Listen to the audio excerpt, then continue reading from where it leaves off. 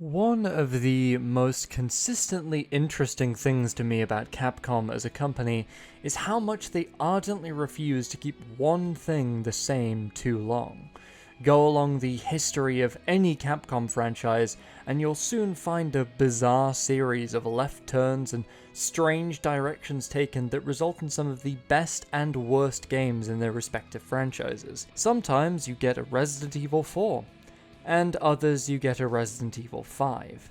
And it's this mentality that led them, after making the pretty solidly successful Devil May Cry 4, whose only real problem was that it was unfinished, to pivot hard left and abandon the whole silly DMC thing altogether, and send it off to another team to reboot, which was in fact a decision that could have been made.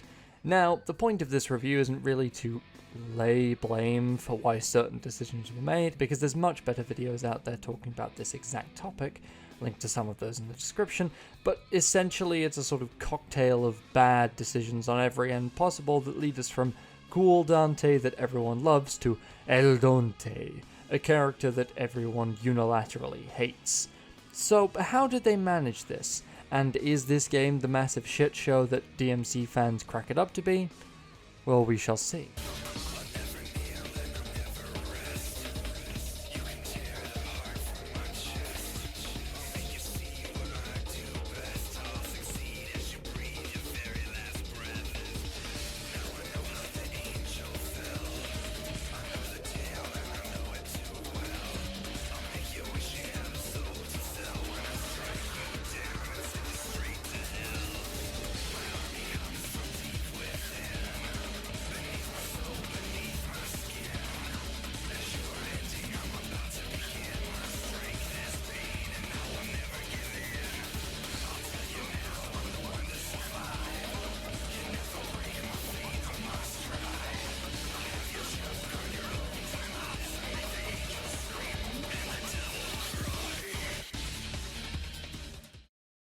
What's our big ticket item?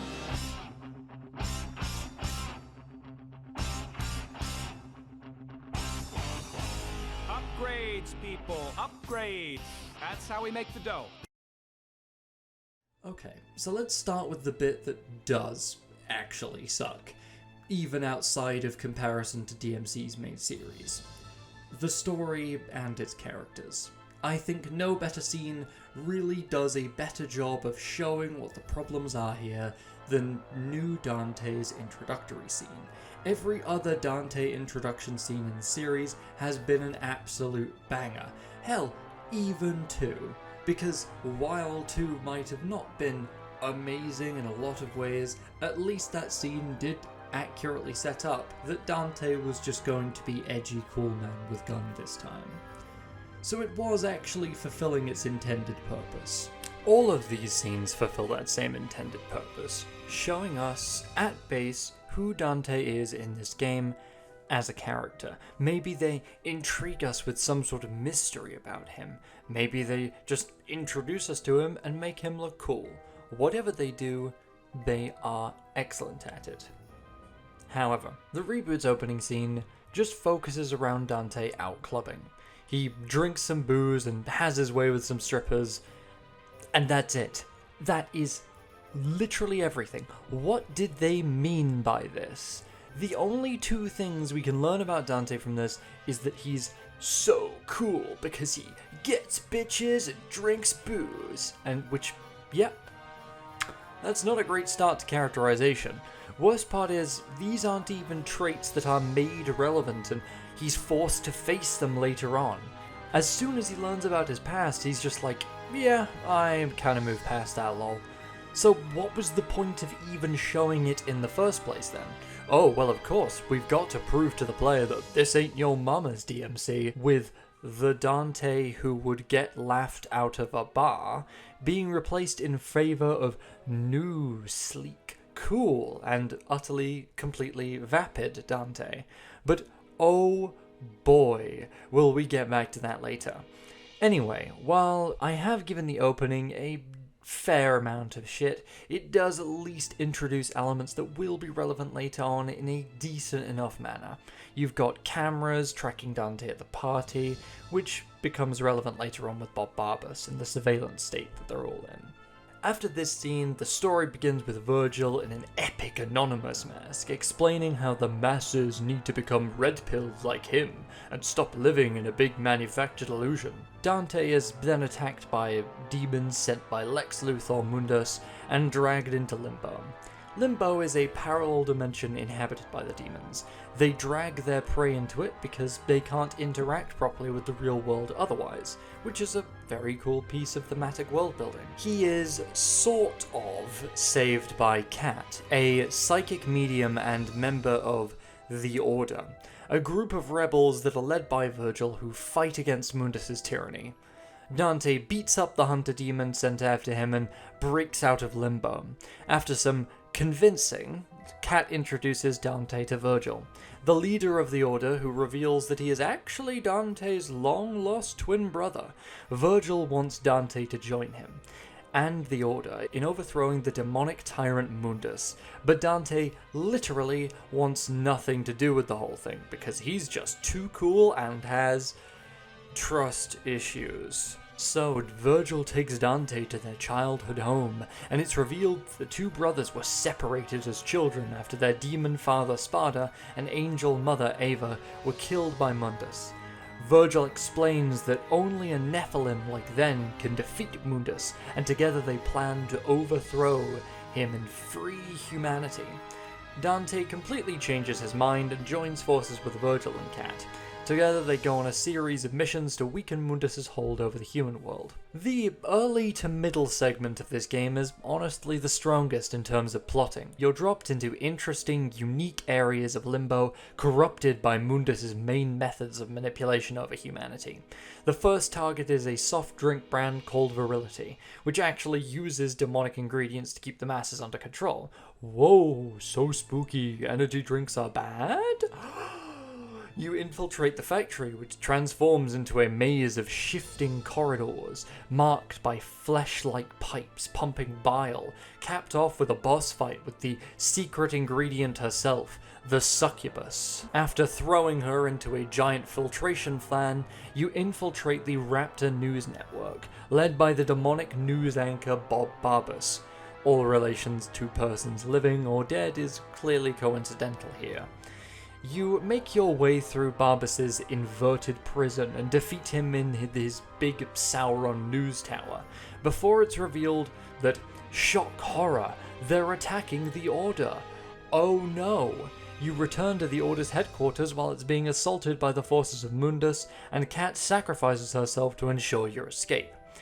Cat is the female love interest of Dante, but of course he can only have a grand total of like 6 interactions with her, so his focus is of course purely placed on saving her.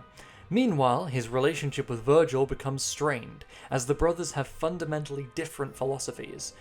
Dante is more empathetic towards humanity, mainly Cat though, while Vergil is driven by a colder, more calculated desire to defeat Mundus no matter the cost. This conflict is actually pretty cool. It's a unique way of interpreting the rivalry between the two brothers, despite actually having some thematic issues, but we'll get back to those later. The next arc of the story sees Dante trying to save Cat by going after Mundus's mistress, Lilith, who currently carries his spawn. He fights his way through this pretty cool nightclub level, and then fights the baby itself. Then they do a big trade-off because Mundus values his son's life enough not to blow Dante up the minute he sees him. This whole plot point is incredibly stupid, because it not only exists solely as a method for them to get Cat back after her capture, and it doesn't really feel like any of the really important moral problems this plot thread causes are ever addressed. I thought at first even taking this deal was a ruse to get Dante and Vergil out in the open, but nope. Apparently, he really does just value his son that much, which could actually work really well if the story ever bothered addressing that. And that possibly there's more to him than just evil Lex Luthor wants to put the world in debt to him, man. Oh, don't worry though, Vergil shoots a pregnant lady in the stomach, ending this plot thread. And I guess trying to create some sort of sense of moral ambiguity, but instead it just comes out with no one in this story feeling even remotely close to likable. Finally, the climax of the story occurs when Dante and Vergil confront Mundus in his lair, after ascending the big demonic corporate tower. During their confrontation, it becomes painfully clear how completely underdeveloped both the characters and themes of the story are, as when challenged by Mundus on why Dante even bothers saving humanity to begin with, because of how Mundus's rule hasn't changed anything humanity was already doing, he's just maneuvered it to his benefit. Dante doesn't really have an answer to this. Instead of doing what base Dante would do in this situation, reaffirming the strength of the human spirit and of human love and clarity of intention, the cooler Dante goes, well, I killed your son, lol, and then gets thrown through a building. 10 out of 10, no notes. Anyway, you sever his connection to Limbo and he becomes this giant tar monster in order to protect himself. You work with Vergil to bring him down, and his death causes all of the demons hiding across the world to be revealed to humans, so we can start fighting back against them. As Dante, Vergil, and Cat watch out over the dawn of a new world, Vergil reveals his true intentions. He wants to rule humanity and establish a new order, believing that his superior power as a Nephilim makes him the rightful leader. This is an okay motivation for this split. It doesn't really come out of nowhere, and in a vacuum it is perfectly okay, and works with the thematics of the game thus far. The brothers have this big climactic duel, and Dante ultimately emerges victorious while impaling his brother on a big sword for a change. Despite winning, Dante is convinced not to kill Vergil by Cat, despite this causing a shitload of potential problems down the road. It's also fucking annoying that any decision involving humanity and emotional maturity in the game is pretty much only made by Cat, rather than coming about as a natural resolution of Dante's development, even though I guess it can't be because there hasn't fucking been any. Anyway, that's the end of the base game. But wait, there's more. The DLC, Vergil's Downfall, picks up from this point and tells us how he becomes the Demon King. Essentially, Dante sparing him didn't really do much anyways, since he is notably quite impaled, and he dies and goes to his own personal hell. So in order to escape, he has to kill all of the remaining ties to his humanity to be resurrected, which sounds like it could either be really cool or really I'll give you 3 guesses which way it goes. You also come to realize this DLC was clearly made under a little bit of a crunch, and instead of real cutscenes you just have these kind of ugly, stylized drawn segments which don't have the desired effect of I hate to say. So Vergil has to travel through what's essentially his own personal hell, killing wraiths of Dante, Cat, his mother, and finally his own doppelganger, before he finally ascends to his true demonic power. Yeah, once again, the story itself is okay, I guess. It does kinda suck for his motivation to be reduced from, I truly believe I'm doing what's right, to, wow, my brother betrayed me and he was always better than me in sports and I'm gonna beat him up. But what do you do? The reboot often feels like the Vergil plotline has been put together more out of obligation than of genuine desire to do something interesting with the story. Anyways, after making this journey, he becomes the new Demon King and walks towards the camera with a demonic horde. Ooh, spooky. As much as I make fun sometimes, though, the story in terms of base plotting and pacing isn't too bad. In a vacuum, it's perfectly serviceable, and while it doesn't do anything particularly interesting, it is at least a fine backdrop for the game. At a base level. The problems, though, come with the characters. They've always been more essential to DMC's enjoyment, with 3 partially being carried off of the back of its excellent characterization. Meanwhile, Reboot's characters are undoubtedly its worst aspect by a country mile. Dante loses his fun sense of whimsy, which is exchanged for being a dark, brooding edgelord with issues. Issues that are never truly addressed in depth because not even the game really cares. It just sort of feels like they wanted the appearance of a morally ambiguous hero, without putting any of the effort in required to actually make that work. When he does try for comedy, the script is often trying so desperately to be cool, it loses what made the original so fun in the first place. In Devil May Cry 3, it never felt like Dante was mocking his enemies in order to epically own them or get one over on them. He mocks them in a deliberately dumb and silly manner. It proves he doesn't take them remotely seriously. Every new boss is a new punchline because Dante's greatest asset is that at every turn he refuses to fear the demons and their projected image of demonic power. That's what makes him an interesting and endearing protagonist. Even people that aren't massive fucking DMC nerds and don't look into the themes of it, you can feel that through the way the cutscenes are handled. You see a giant gothic Cerberus pop out of a wall and start telling you he's gonna fucking murk you if you come through a door, and Dante just goes, "Come on, doggy." And that completely breaks the tension of the scene and makes Dante really, really fun as a protagonist. Meanwhile, the script of the interactions in the reboot just feels pitifully lazy and lacking in energy. With some admitted exceptions that are pretty funny, Dante just kind of goes, fuck you, you're fucking stinky, and it doesn't elicit any emotion out of me. It's interesting because he has pretty much the same character arc as Devil May Cry 3, but manages to do everything infinitely worse, including having no reasonable motivation for the change he makes. He just sort of does it. The decision to make him half angel, half demon, because that sounds cooler I guess, was also catastrophic for his thematics. Dante being half human was what made his absolute victories over the demons so impressive, because demons always viewed humans as nothing more than weak beings to be used and discarded to attain greater power. But Dante, just by his very existence, proves this philosophy wrong, because he's part ordinary garden variety human, and shows by his very existence the strength humans can wield over the demons.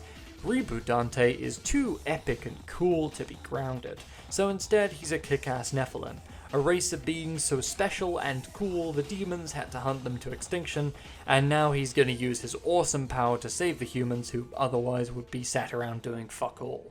Which, funnily enough, is a perfect segue into talking about Cat, our resident piece of human representation for the entire game. And here's where I think the writers just completely missed the point of what the old Devil May Cry themes were. Now, I know some people are going to say, you need to stop comparing the two, but the problem here is that the reboot was clearly taking inspiration from its core themes and messages from the main series, but just completely misunderstands and misinterprets how those ideas could be properly communicated or iterated on. So comparison is completely valid here. Anyways, as I've gone on about ad infinitum at this point, what made humans special in the main series was the strength of their heart and their perseverance to the end, even when the odds were stacked against them. Dante learns what these traits are from Lady in the third game, and her perseverance to end Arkham is what finally makes up his mind to settle things with Vergil. However, the reboot seems to consistently misinterpret this. It gets the general idea, but since we only have Cat as an actual speaking human character, which is wild, we only have her actions and Dante's defense of her importance to Vergil to go on. Keep in mind, Dante doesn't actually defend humanity as a species at any point, just this one specific person, whose beliefs he just seems to sort of homogenize to. Now, in fairness, Cat does have internal strength. shown when she resists Mundus's torture, but outside of that, she's only really useful as a plot device. She never gets a grand moment of resisting and fighting against the demons, and while she does do some useful things, she predominantly acts either as a damsel or the voice in the chair for most of the story, never getting an interaction with a real demon and not having anything interesting to say to Vergil once he reveals his true intentions. She's sort of like Trish in that she's more of a plot function than a real character, but she lacks even Trish's thematic importance, because she doesn't do anything. In general, the whole humanity versus demons theme boils down to humans should be free because they just should, and humans are good because this one specific human was useful in a situation where most of them do literally nothing. Honestly, if you were taking just the ideas the story presents at face value, it would feel more like Vergil and Mundus were in the right than Dante, which is certainly an interesting state of affairs to be facing from a thematic perspective. Speaking of which, Vergil. Yeah, I think I pretty much just summed it up before. It really feels like the Vergil plotline takes place more out of obligation than out of a genuine desire to do something interesting and unique with the character. They really did transform Vergil from motivated, funny swordman driven by past trauma with a compelling relationship to both Dante and the demons, to a whiny hacker man who changes motivations midway through the story so we can have the Rise of the Broken Sigma DLC following him. As for the other headlining villain, Mundus, he's certainly there. He could have had a lot more interesting potential as a strong moral conflict with our protagonists, but the story never seems to know what to do with him. At first, it seems like they're keeping to OG series accurate Mundus. God complex, controls humanity through debt, which is a bit of a downgrade from cool demonic sorcery, but whatever. This is fine. It feels like it's trying too hard to be edgy and down with the kids with the, you see, billionaire, you hate billionaires, don't you, fellow kids? But he's a passable villain. Except for the fact that they consistently reiterate that he's this stone-cold bastard that feels no emotion whatsoever. Yet his one weakness is revealed to be his son, and not that his son is indelibly linked to his power in some sort of magical ritual or has any form of value to him, at least not that's ever addressed. He just genuinely seems to love his son, because he has no other reason to be upset when Vergil fucking quickscopes him. I guess this is a laid down plot hook for the demons are actually more human than we thought, which could actually be interesting, and bring much more needed depth to Mundus, while actually making him an interesting reinvention on the OG. But no, they never do anything with this, and it's never addressed. The game likes to do this a lot, adding interesting character elements and a few decent ideas, but they never actually execute on or acknowledge them. In general, DMC has this kind of irritating running, "How do you do, fellow kids?" political commentary that's just very surface level statements of, "This thing is bad," with nothing more ever done with it, because westernizing DMC apparently means slapping Bill O'Reilly and Jeff Bezos into it, while also decrying Monster Energy. It feels like a fucking Saints Row piss take of DMC, while taking itself 100% absolutely seriously. And it just doesn't work. It feels so tonally off from everything else the game is trying to do, and is so clearly put in there, again, as a how do you do fellow kids moment. Breaking away from that minor rant though, most of the minor characters are serviceable enough. Lilith has abysmal dialogue, but I appreciate how much of it is just being a complete shitheel. Bob Barbus is one of the more enjoyable characters, surprisingly, despite the whole Bill O'Reilly thing. Overall, yeah, the stories and characters ain't it at all. As a DMC reboot, it fails because it ardently refuses to be an interesting invention of the core ideas of Devil May Cry with a new direction. And it refuses to do anything meaningful or new on its own, or at least properly commit to it anyway. It makes approaches at doing new things, like the political commentary and adding more moral subjectivity into everything. But it never really commits to either of these ideas and ends up just feeling completely limp. Stuck between these approaches, never fully adopting either, and even at its best it feels more than a little half-baked. However, even if this was a standalone game, it'd still suffer from a crippling lack of strong direction in thematics, with glaring holes in reasoning for what certain characters do or why. Now, after that complaining, you're probably wondering why I believe the reboot is at all even remotely worth playing. Well, as I've said before, the story and characters are secondary to the actual game itself being fun to play. So let's talk about that, shall we?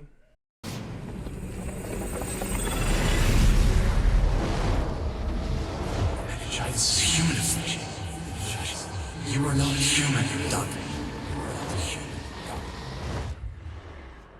I'm just gonna come right out and say it. This is the most fun Devil May Cry game I've played so far by a metric mile. Between a surprisingly engaging combat system that perfectly balances ease with mechanical depth, as well as finally having a roster of enemy designs that I don't actually have any Fallen or Blitz tier stinkers to complain about. But let's start off with the basics before I get away from myself.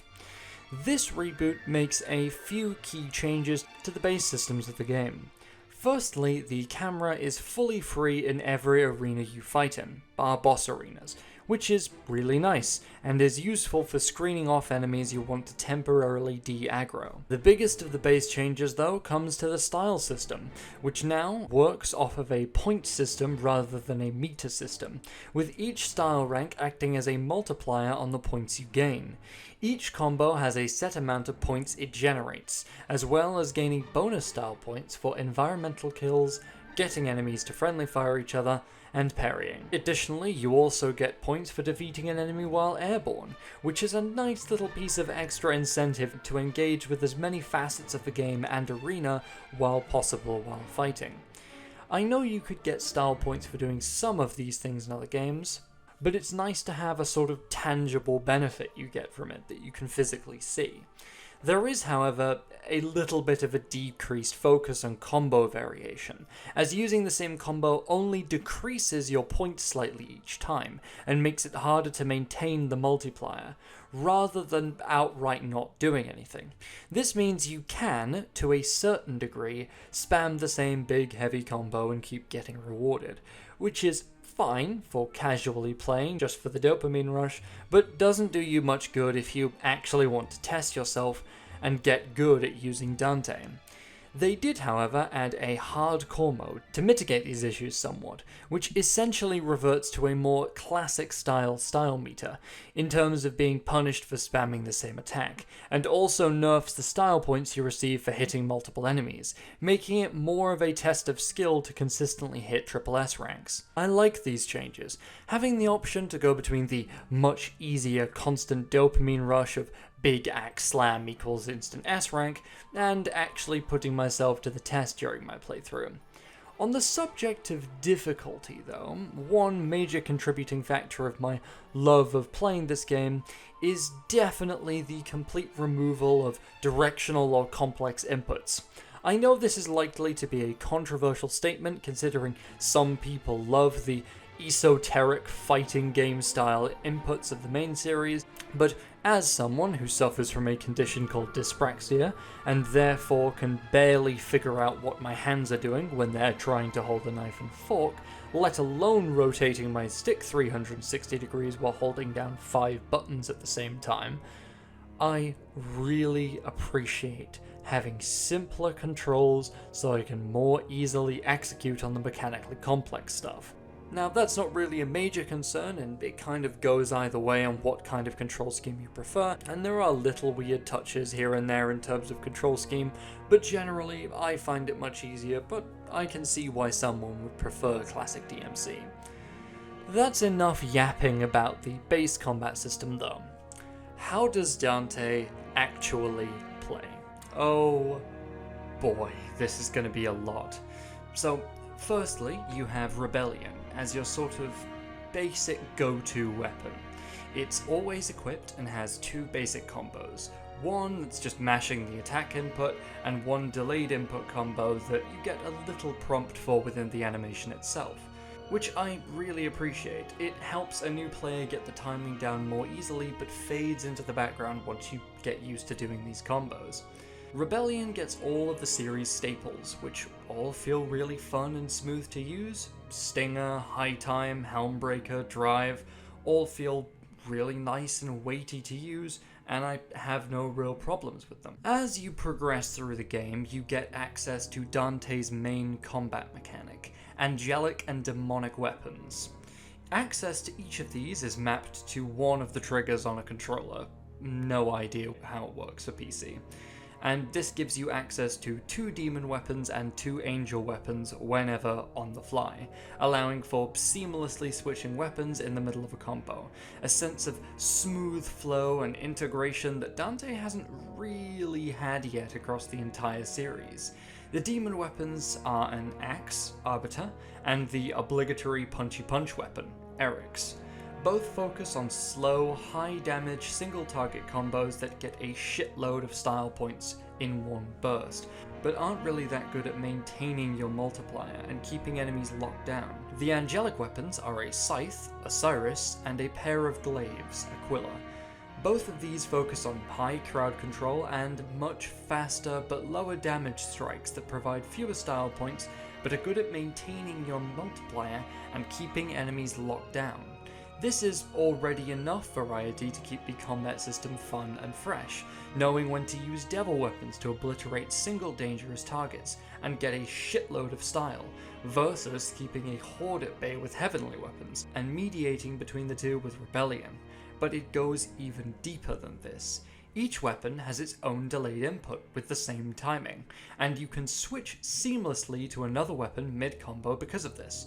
For example, you can press the attack input twice with Eric's, wait for the delayed button combo, and then switch weapon to Arbiter to get the delayed slam ground attack. This can be done with every melee weapon and adds even more strategy to the combat loop, because you can reflexively react to situations on the fly, and bypass some weapon downsides like Arbiter's long-ass animations to gain the strongest elements of a weapon for no cost, if you have the right timing. Both sets of weapons are also really interesting thematically. Heavenly weapons have a lot of focus on bringing enemies up into the air and manipulating them once they're there. They also focus more on locking down or stunning enemies than outright killing them. Meanwhile, Arbiter and Eric's both have combos which slam aerial enemies back down to earth for high damage, and focus on dealing as much damage as possible while having long wind-ups to encourage you to use the other tools in your arsenal. This is a really cool piece of storytelling, giving angel and demon weapons their own unique feel, as well as encouraging you to experiment and connect each piece of the combat system together in this really engaging puzzle. Each weapon also has its own speciality within that. Arbiter specializes in high damage finishes, and slamming an enemy with enough force to send them flying. Meanwhile, Eric's is still high damage, but places higher emphasis on timing and parrying, with the ability to hold your strikes until just the right moment. Yeah, this combat system absolutely fucks. It takes a lot of the concepts from DMC's main series and brings them around in a really unique direction that actively fixes a lot of DMC's flaws as a series.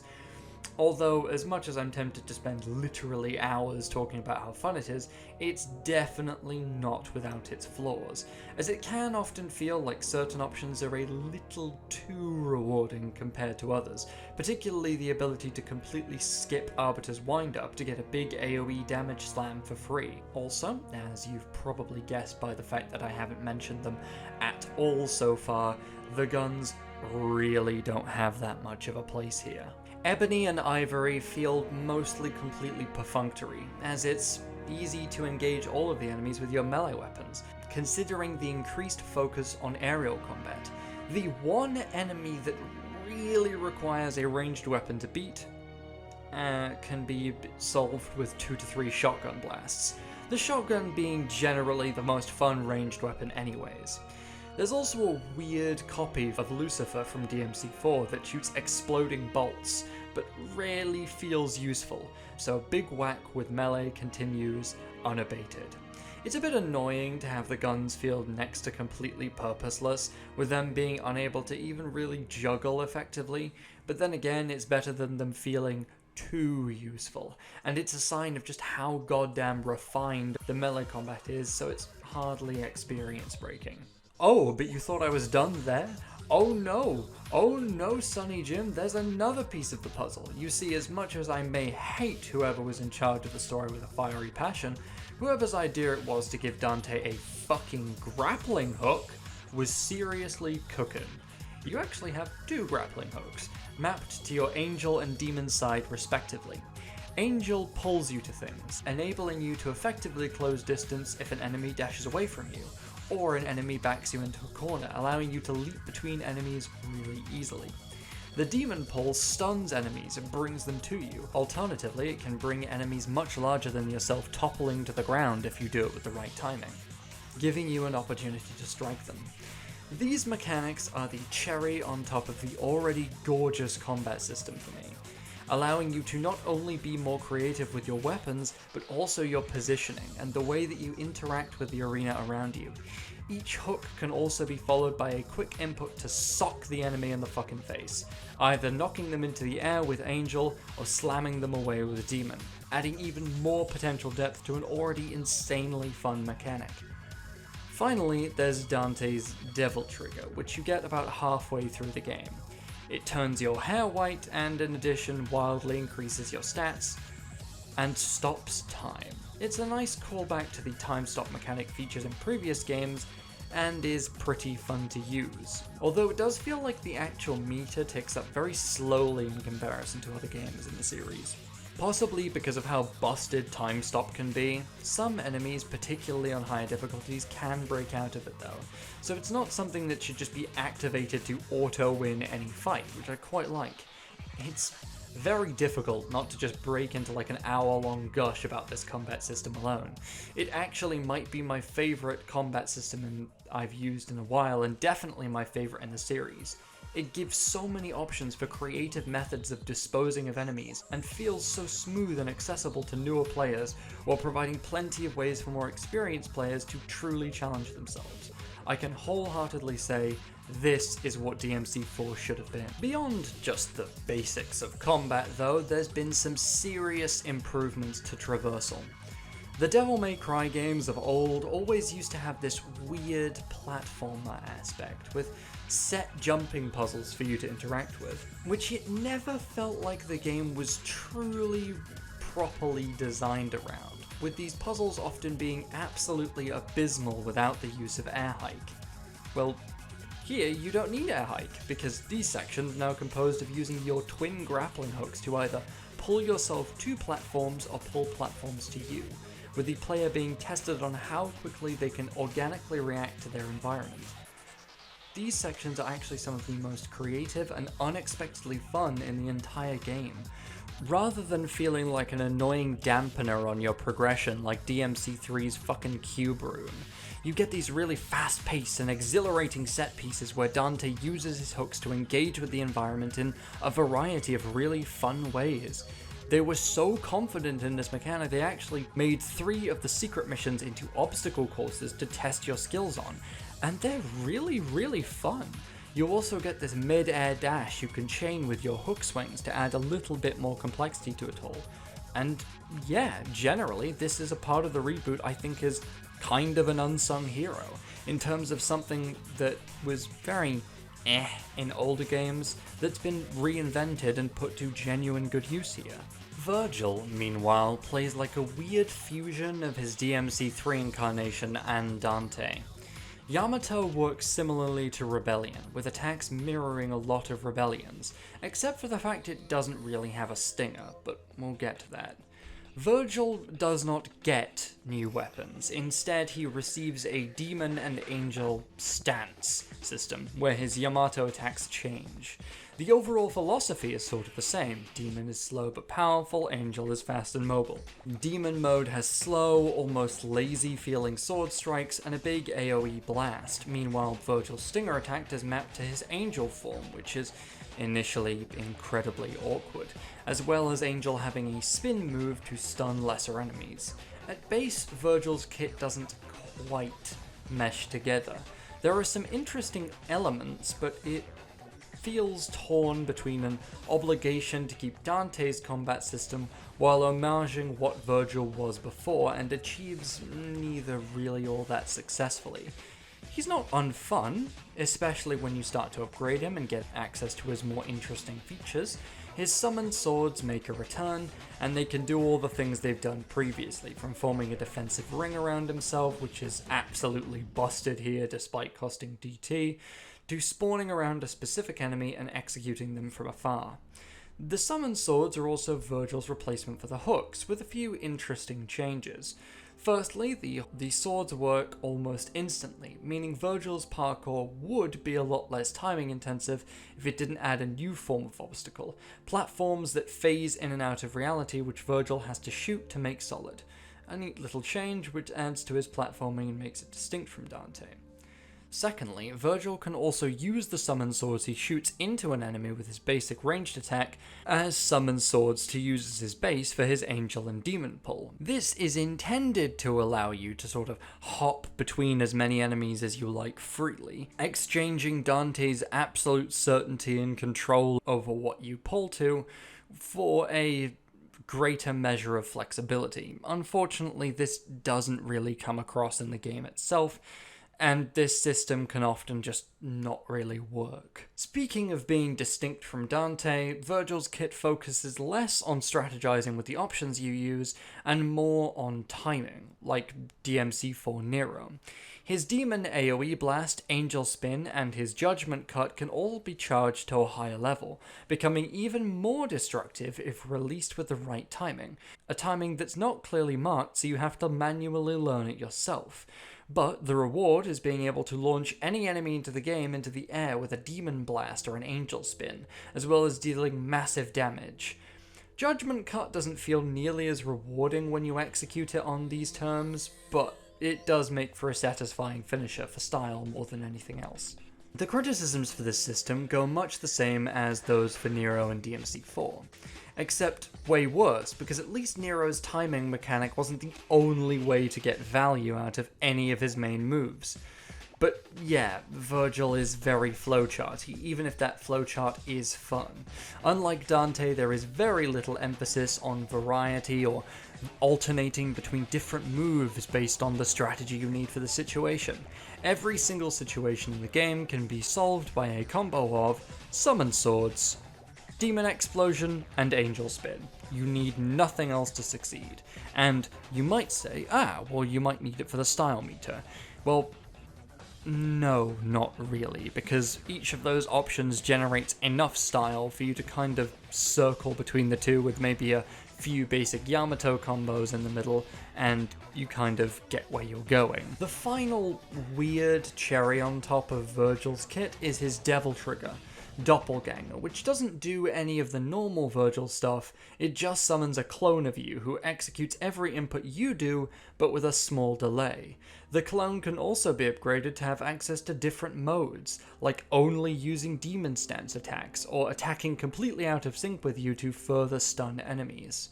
This mechanic is weird. It took ages for me to finally get it to work, and when I did it felt okay, I guess.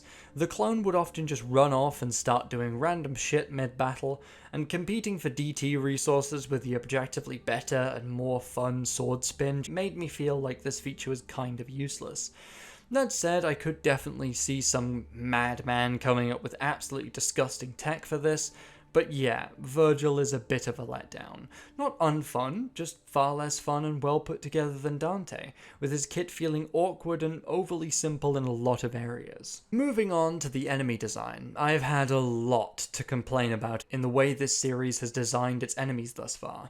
So I played the game expecting my annoying enemy that would piss me off so much I didn't want to play the game anymore to come, and yet it never happened. Don't get me wrong, not all of the enemies here are created equally. There are definitely some stinkers. The harpies fly up above your head and have to be brought down with a shotgun, which is Imprisoners only appear twice in Vergil's campaign, but gave me an aneurysm by going into an invincible state while I twiddled my thumbs for 3 millennia. Rages have pretty annoying attack timings and deal fat damage for being so fast. And Dream Runners are probably the worst. They put you completely on the defensive by blocking almost everything you can dish out and following up with a parry, which forces you to learn their timings in order to defeat them, which can oftentimes be frustrating. But the key point is that these designs A, are in the minority, and B, actually have a range of methods that you can use to deal with them apart from harpies, which just kind of flat out suck. The range of methods aren't particularly inaccessible either. You don't need to do an immaculately timed Royal Guard combo into Gunslinger Gunspin into Triple Dip Super Swirly 9000 just to beat a blitz without having to shoot it.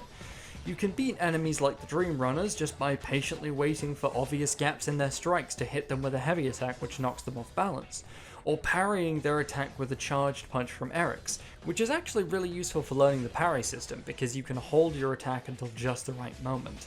There are many other strategies that can be applied to defeating enemies like the Dream Runners. That said, even if there are no truly awful enemy designs, and I think across the board this design is the best in the series so far, it also doesn't really have anything I would call exceptional. Everything feels like it fits nicely into a little slot within the combat loop, either being disposable fodder or a specific test of one of your skills within the combat system, but nothing feels like it really outshines anything else as being my favoritist enemy in the game that I love to come up against, like the Blades in DMC 1 or the Abyss in DMC 3. It also might just be a case of the sheer variety of options the combat system gives you, mitigating kinda middling enemy design and making it seem better than it is. One interesting mechanic the game does implement is with color-coded enemies that have weaknesses to either angelic or demonic weapons, which is interesting as it forces you to strategize how you interact with the combat arena around you, and having a greater reliance on a set weapon. In the base game, this used to be a lot more annoying, with you being unable to damage these enemies without using the right weapon, even bouncing off them if you hit them with the wrong thing, causing a lot of frustration in combat. Now, you just can't stagger them. You still have to strategize around using the right tool for the job, but it isn't so forcefully implemented that it breaks down the whole flow of combat. I really like this system, especially when you're fighting against two color-coded enemies in the same arena, and you have to balance your attacks between both to deal with the encounter effectively. It forces you to go big brain mode in an actually fun and engaging way. Boss design is a lot less stellar. There are 6 main boss fights, of which 3 are more sort of puzzles and set pieces than actual boss fights you have to consistently interact with, and 3 are actually pretty decent.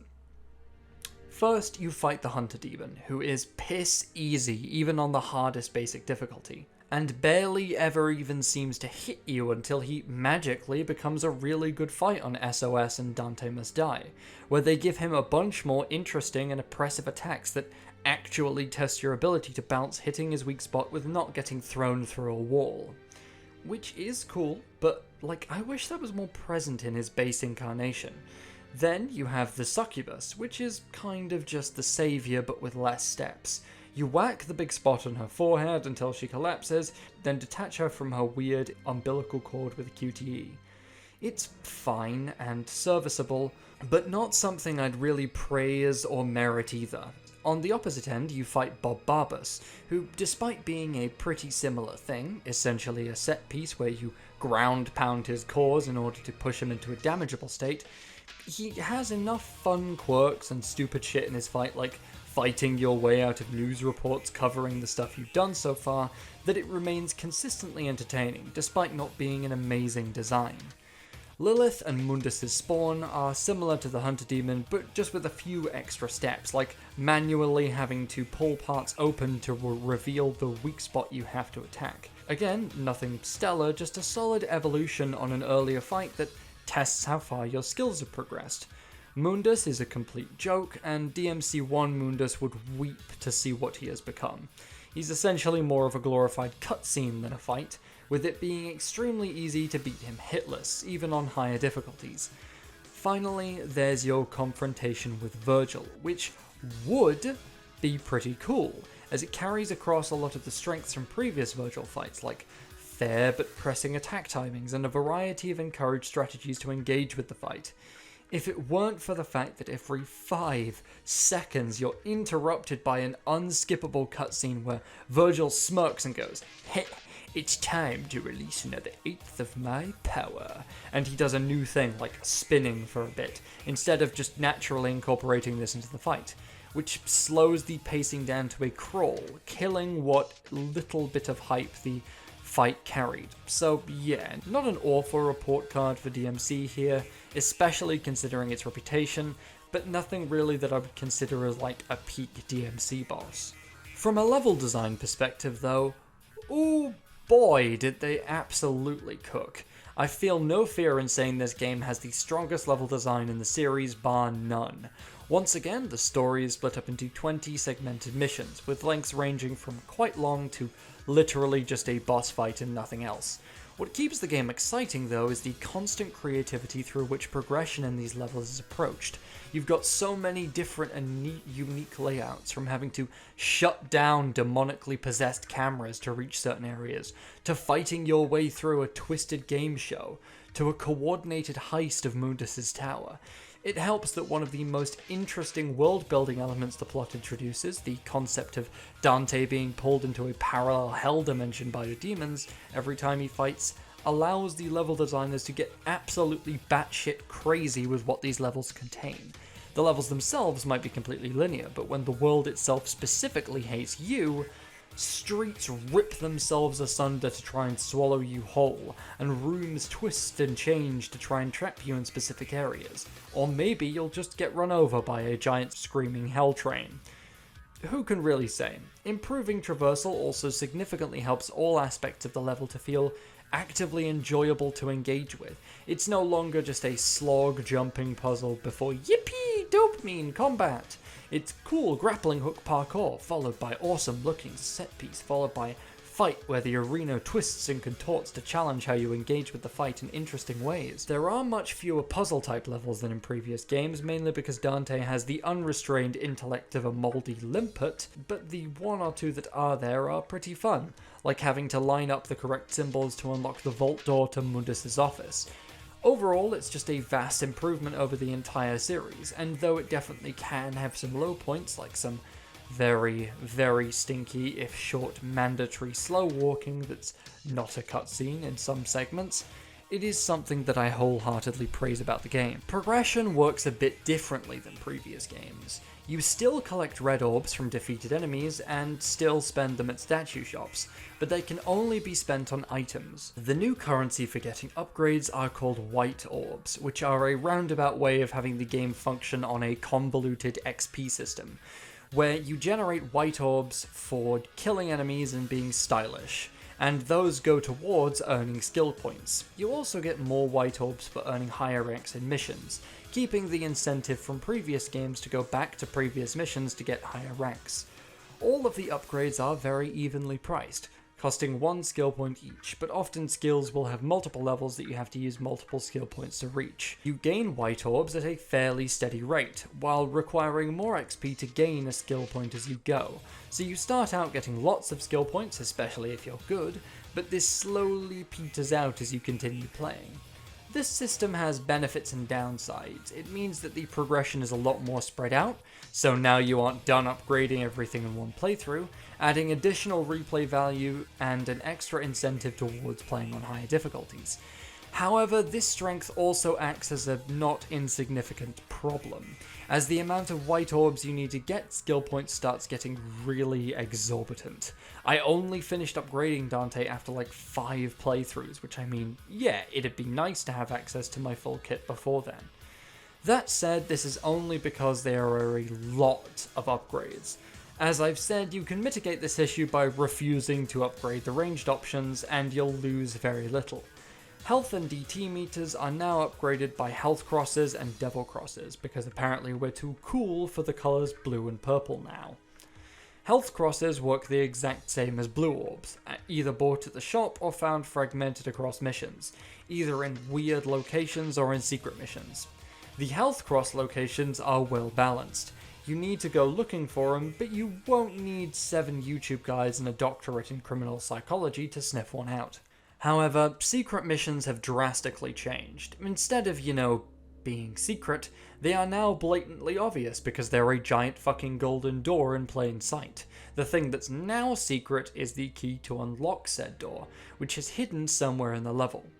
I don't mind this system, it makes health progression a lot more accessible and allows more people to actually have fun with the secret missions, and I don't think you could have really done it another way with how there's little to no backtracking within levels here.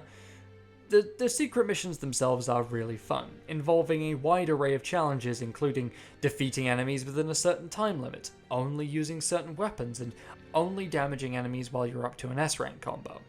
My personal favourites, as I think I've already mentioned, are the secret missions that are obstacle courses involving the grappling hooks. I think they're just a ton of fun, and I wish more segments like them were included into the base game itself somehow. Another interesting change now is that some secret missions contain devil crosses too, meaning that they feel like an actual part of the game's progression, rather than purple orbs just sort of being jammed into the shop as an afterthought. The final progression-y type thing worth mentioning are the Lost Souls, which offer no meaningful benefit other than being another thing for you to run out and find, which contribute to your completion level at the end of each mission, along with finding all the other secrets I've just mentioned. They're fine, I guess. It's fun to go and try and find some of them, but I don't really think they add all that much to the game. I wish there was a more tangible reward for collecting them. Finally, DMC has 3 base difficulty modes. Human, easy, Devil Hunter or normal, Nephilim or hard. All of these have the exact same enemy spawns, but damage and health pickup drops are changed between difficulty levels, with Nephilim being challenging but still perfectly accessible for a first playthrough. After beating the game in its base form, you unlock Son of Sparda, which changes up enemy spawns and adds new attacks to both enemies and bosses alike.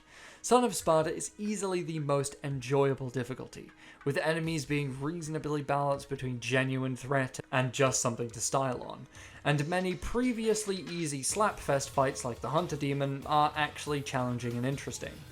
Dante Must Die is not that much different, other than adding the DT state for enemies, as is custom, except here you can actually stagger them a little in Devil Trigger states, which I prefer to the other way that other games have handled it. Finally, there's Gods Must Die, which is an insanely challenging mode. I admittedly didn't play all that much of it, but essentially it buffs enemies even further and actually has them spawn in a Devil Trigger state, rather than entering it after a certain number of enemies have been defeated. For funky challenge modes, you've got a wide selection, from Heaven and Hell coming back again, to Turbo mode, to the brand new Must Style mode, where enemies can only be damaged if you have an S-rank combo going, which is pretty fun with most enemies, but absolutely miserable with bosses. Overall, yeah, I'd say the difficulty is pretty fun and fair across the board. Jumps in difficulty are enough to be manageable, but still keep the game challenging, and there's not really any enemies who become an actual slogfest on higher difficulties, which dramatically improves the experience. Yeah, but you can call me Dante the Demon Killer. Has a nice ring to it, don't you think? So, first, let's begin with the mandatory talk about graphics, even though it's not something I could put any real technical knowledge to. It is still only fair to assess whether or not the game has actually aged that much visually. And yeah, I don't really think it has that much. Some pieces of animation do look a little stilted and awkward in ways I don't think are quite intentional, but it's always on characters who need to look a little stilted and weird anyway, so it's never really a problem. Aside from which, yeah, the game's aged perfectly fine.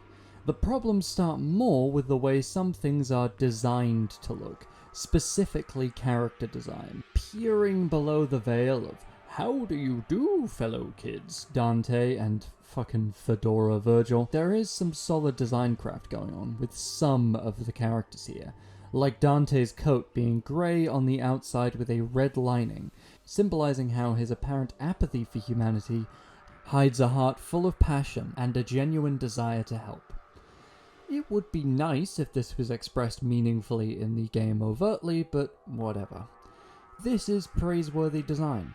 However, if you're just looking at a casual level compared with the grandiose gothic horror of DMC 1 Mundus, or the sheer coolness of base series Vergil, yeah, your fucking rubber-faced Lilith and Lex Luthor Mundus aren't really able to compete with that. In terms of enemy and boss design, there are actually a lot of cool things going on here. The demons take on the form of twisted humanoid figures, with a black tar-like substance, assumedly their demonic corruption, leaking out of them and tainting any area they're in. This is a really fucking cool design concept that I wish the game explored more in some way. Maybe by expanding more on how the demons function in this world and revealing that the tar is their true form or something, rather than just going, you know what a demon is, but I digress. However, even if the character and enemy design doesn't exactly put DMC on the map, the way the levels look certainly does. Unlike previous games, the demons have to drag you into their own pocket hell in order to fight you, a world that is just as much of an enemy to you as the demons you fight in it. And oh boy, do they make sure you know it. As soon as you enter Limbo, the world jerks and shifts into this nightmarish Escher-like landscape. Stairs lead to blank walls, corridors lead to empty, yawning abysses, and the perverse influence of whatever boss demon forced you into this limbo can be keenly felt, like the intestinal tubes pumping bile through the virility factory, leading you to this ancient temple where the succubus is enshrined like a god. Or Lilith's club, which opens up into a fucking sound-themed obstacle course, with her private balcony floating just out of reach. Or even my personal favourite, the inverted panopticon prison of Bob Barbas, where rain falls upward from the yawning ocean depths above you, and Barbas is constantly visible from his Sauron broadcast station. It's genuinely one of my favourite looking levels in a game I've played recently, maybe even ever. I cannot praise the talented environment artists enough for this stuff. Really. They absolutely full sent it with the concept of Dante being trapped in a pocket dimension, fully at the whim of whatever boss demon he's facing. My only real critique is that sometimes the harsh lighting in some of the levels can kind of screw with the visual clarity of actually fighting enemies, but that's about it really.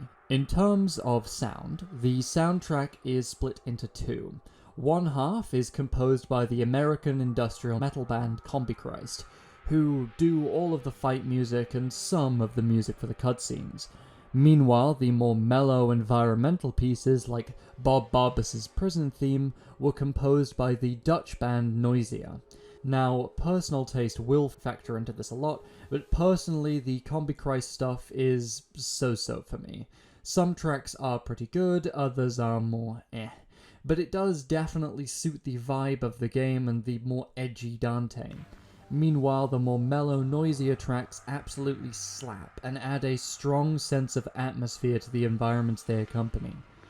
Voice acting wise, no hatred towards him, but Dante's actor doesn't really carry his lines off very well. It always feels like he's always on the edge of the realization that he doesn't like the lines that he's reading at a fundamental level, and just wants to get them over with. He does have some more outstanding moments, like the silly "you're all mixed up" joke, but he doesn't really seem to be having that much fun with the character, and that is pretty detrimental to the performance for me.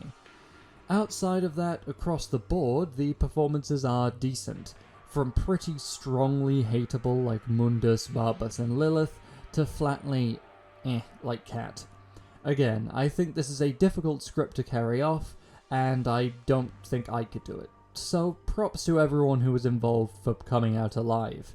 In terms of actual sound design, it doesn't really have any grating or irritating elements, like how the previous games had certain sound effects that get played over and over. But I do think that because of the nature of the combat music, audio clarity can sometimes be a bit of an issue in terms of discerning where enemies are and what they're doing, but this is a really minor problem. Good grief. They really made a big mess, didn't they? So here we are. The part where I have to justify the very obvious bait in the title. And honestly, it isn't that hard. I've seen so many YouTube comments decrying this game as an abomination and saying they'd rather play DMC 2 when... No, you seriously wouldn't. Having played both, I can confidently declare anyone who says that hasn't actually played either game and is just trying to be a bit hyperbolic, because DMC, despite all its faults, is a perfectly fine game. A lot of people also say it works fine as a hack and slash game, but not as any kind of successor to DMC, and I would reply by saying that that kind of depends on what you mean by a successor. If we're talking story and characters, then yeah, DMC Devil May Cry is an absolute abomination that completely misunderstands and mishandles the base concepts of DMC, and abandons what it doesn't misadapt in favour of surface-level societal commentary that means nothing. However, you gotta remember that DMC is first and foremost a video game series, and that means gameplay is king, regardless of how awful the story may be. And I've gotta say, the gameplay here is absolutely exceptional, taking so many elements from classic DMC and respectfully improving on them, creating what I think is an insanely fun and well-rounded combat system, with actually solid enemy design to go with it, instead of just having characters that can't fight half of the enemies they take on without making their way past some tedious gimmick.